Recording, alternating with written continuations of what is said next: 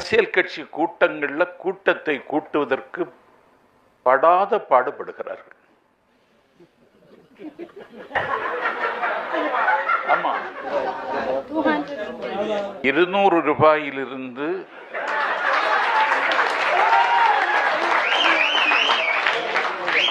அது 300 ஆகி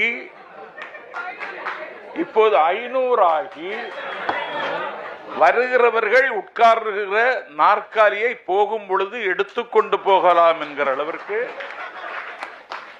நிலைமை மோசமாகி வருகிறது.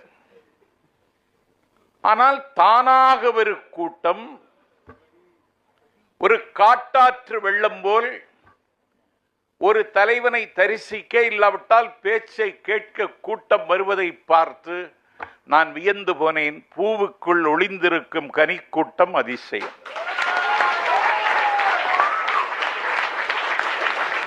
குருநாதர் இல்லாத குயில் பாட்டு அதிசயம்.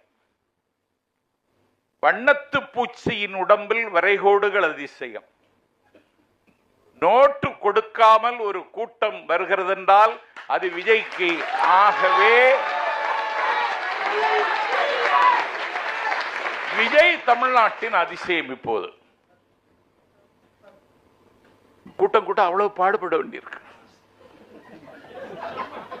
வந்துடுறாங்க, 6 மணிக்கு கூட்டம் தொடங்கி 8 மணிக்கு முடிச்சிட்டாங்க. கூட்டம் போகல.